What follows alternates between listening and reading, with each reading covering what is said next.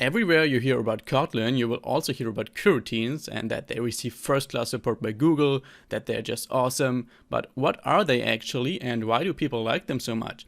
In this new series, I want to clarify that, and you will learn everything you need to know about coroutines as an Android developer.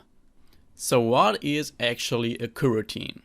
To answer that question, we first need to get some background knowledge about functions and threads, because otherwise you won't be able to understand coroutines.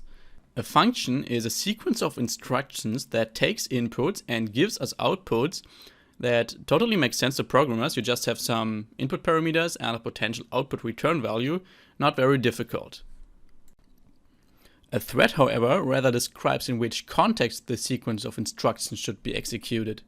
Generally, without any multi-threading, all instructions in a program will be executed one after another. That is because they are all executed in the same single thread. So in this example, it first prints hello world, then it instantiates x and sets it to 3, then it squares x, and then it finally prints that result. So no commands are actually executed at the same time. But if we now start a new thread that has its own instructions, then both threads start to run in parallel. So each thread will execute its own instructions in a row, but you cannot predict in which order all instructions in total are executed. So it may happen that thread 1 finished line 4 when thread 2 is still at the second line.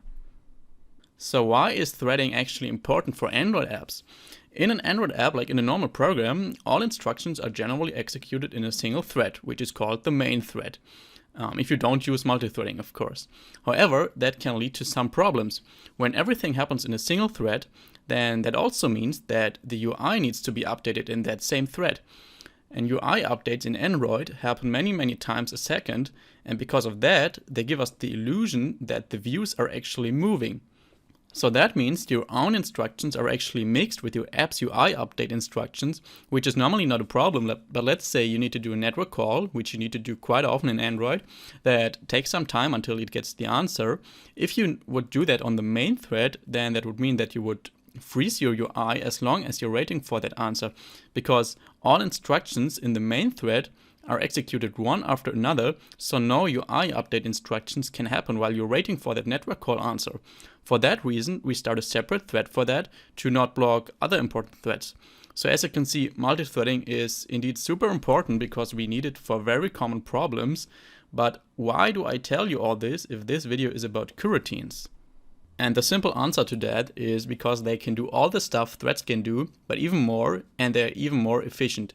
So in general, coroutines, just like threads, also have the job to execute some instructions, but they are executed inside of a thread.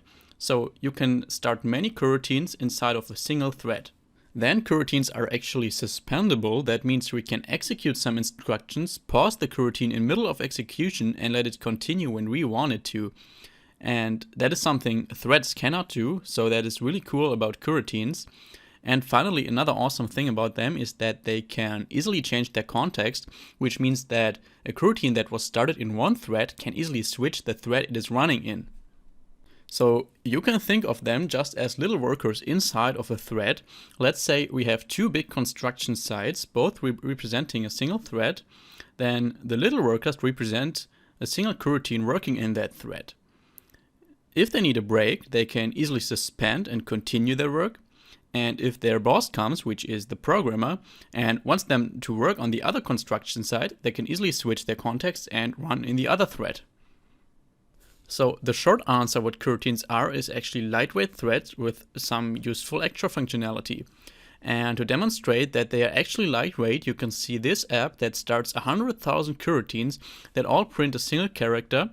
And I mean, you can see how fast that goes. On the other hand, this app does the same with 100,000 threads, and you can see you immediately get an out-of-memory error. I think those were enough reasons that you should learn how to use coroutines, and I'm happy to show you that in this series. In the next part we will start coding. And please leave a like, comment below, and subscribe to my channel if you haven't already. That would be really helpful for me to grow my channel and to provide you even better content. See you in the next video. Have a good day. Bye bye.